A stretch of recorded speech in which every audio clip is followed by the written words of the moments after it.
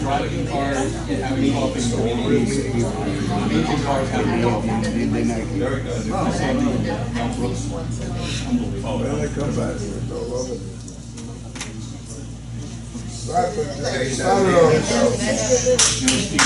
Neighbors, thank you all for coming. This is just a neighborly discussion to discuss the massive construction failure we have just experienced. And there are many options available for us as owners that would not cost us a dime to do the repairs that are going to be necessary. In construction, when there's a disaster like this, it's called a polluted job site. What happens is the liability policies of the engineer, the general contractor, and in this case, our director's liability policies that we pay for, they're each insured for $1 million. With the total, the engineer should be minimum $5 million. The GC should be a minimal $5 million. And we have roughly 18 directors that have been involved in all of these construction failures and fraud through the last recent years. That would bring us another $18 million. So in total, we're looking about $28 million, almost all of the 30 that you see crumbling, the $30 million that's been collected, that's all crumbling, that's going to have to be redone. We have options to have that paid for by the rightful parties, not owners again. Just a little brief example, but that's the main thing that I wanted to let people know. We have to call in the liability policies. Owners cannot pay for this.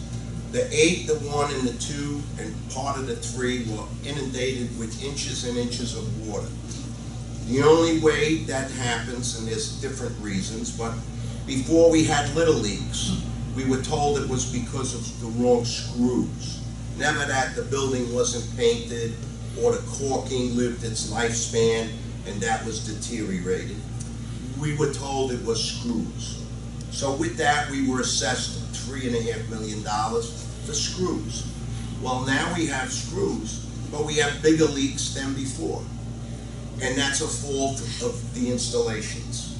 There was no waterproofing to seal the openings to the building, and it's the same issue as before, except now we have chipped windows, scratched windows, windows that the whistle in the wind and pour in water.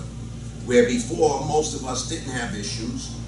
Few people did, but instead of correcting those issues, our directors chose to rip out all the windows in the owner's. However, they didn't rip out the most dangerous window, which is the Sky Lounge. The Sky Lounge was should have been the primary window changed if they were that deadly, but it was ignored and it stood like a trooper, even with the wrong screws. So we have a lot of examples here of misdirection, and not to be personal with anybody, people make mistakes, people make errors, and that's why they're insured. It doesn't fall on the owners to pay and pay and pay for people's mistakes. And it's very simple, it's clearly mistakes. This doesn't happen in construction if things are done right. We were fortunate because it was a massive storm that showed us what would have taken probably 10 more years to see the water infiltrating slow, slow, slow, slow. So we got a big dose and we see the leaks. It's a blessing. But now it has to be corrected through the powers that be that caused this new destruction. Not owners, but policies. And that's, you know, my main thing here. And I wanted everyone to know that. Demand that the policies be brought in and pay for the damage that their contractors and the engineer and our people did. It's not a disgrace. They screwed up. They have to admit it, and they have to pay for it, not us. You know,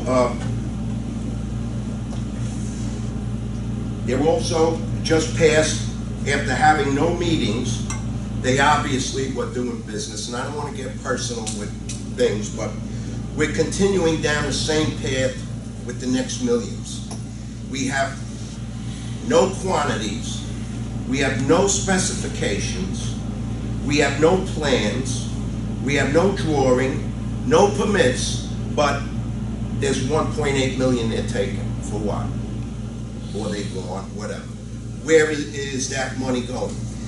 Since 2013, just quick points and then this meeting's over, there are still violations on the 2013 project, standing violations. They had no permits for the windows that they began in 2013 when they did 10 units. That was totally illegal. That was shut down by the city. And again, in 2015, they started to do the work, and again, there was no permit, and there was a 2-month delay. Okay? We recently, in February, had massive water floods. The floods were begun to be corrected illegally with no permits again. They were putting unrated fire sheetrock where it should have been fire rated. They didn't double over the joints and tape each section. They had seams going right through. There was no fire blocking done, so that was stopped by the city. Okay, now we have the last super that was here decided to do an electrical project, chopping all the outlets on the one stack, again with no permit. Again, the city came and has shut that down. And now people in the one stack have all chopped concrete around the electrical outlets with this storm water and salt water all going into the piping. Okay, we have numerous apartments in this building that have been remodeled by a majority of board members with no permits. Okay, there's no permits, which makes them illegal and a fire hazard to all of us living here. Okay, we have 3 consecutive assessments unfinished. None of them are signed off. 3 consecutive assessments. And we were told these windows would be certified. Nobody has seen a certification. If they are certified, that further indemnifies the engineer for his liability for the way they're leaking. So either they are certified or they're not. However it is, the engineer was charged with inspecting and protecting our money, and we have massive failure. And that's about the end of the meeting, other than to say that we have a recall started. Anybody would like to sign or tell your neighbors, there will be an attorney handling the beginning to end of it once we have the signatures. And we're looking to recall 3 because we have an election of 4 coming up in January. So with 3 fresh faces, we will be sure that this disaster is paid for by the people responsible and not homeowners. There's liability policies that have to be called in. And that's the end of the meeting. Thank you all.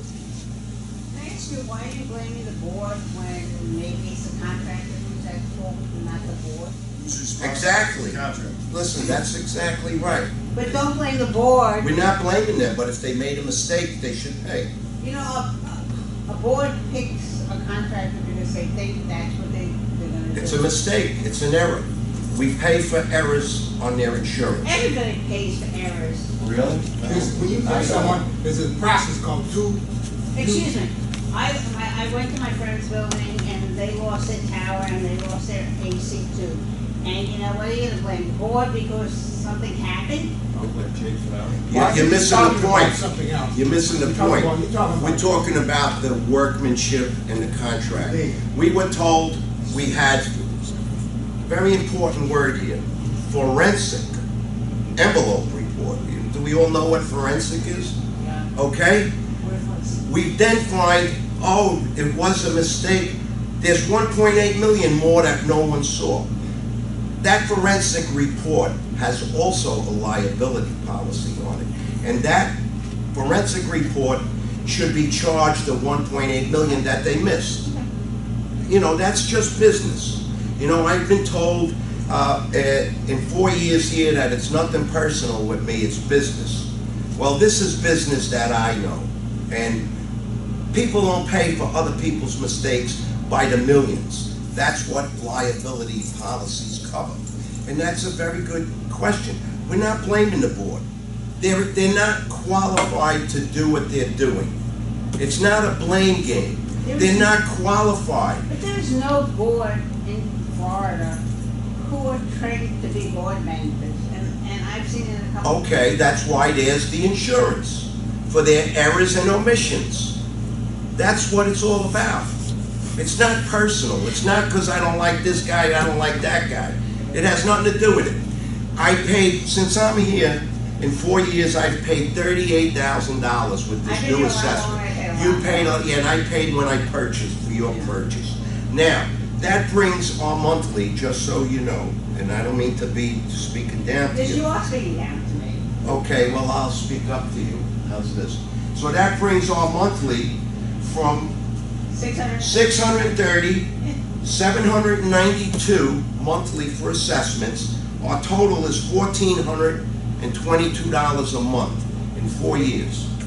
$1,422, you can live anywhere you choose here. This is not a bargain. We're getting ripped off. The place is filthy. There's been no improvements in 4 years that I'm here. 4 years ago, the place was gorgeous. Look, you enjoy the pool. How long have you been looking at that ripped awning? With the millions they've wasted, they couldn't give a new awning? That's disgusting. Come on, let's be real. It's poor management and they're not qualified. And that's the bottom line. It's facts, it's numbers. Millions.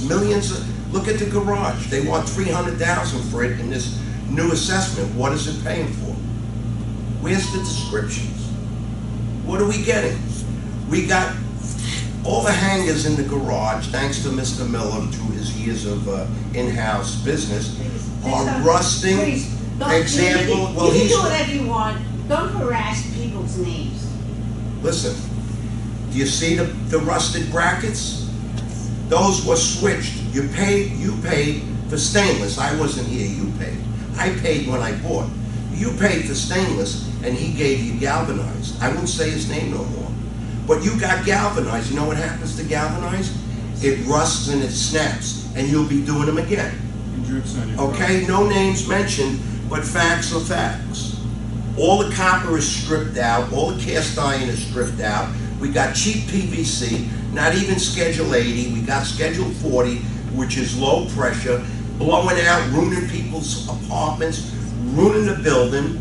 And then now he wants to do a new plumbing job, or they want to do a new plumbing job. I saw that, but nothing's itemized in the next millions. Not how many feet of copper, 3/4 fittings, no unit pricing, nothing. So that's all I want to inform people, because construction is my specialty. And I can tell anybody whatever they need to know, and that's the way it is. I have 46 years of my life in construction, all types. And thank you, neighbors. A word to the wise is sufficient. So that's it. Thank you.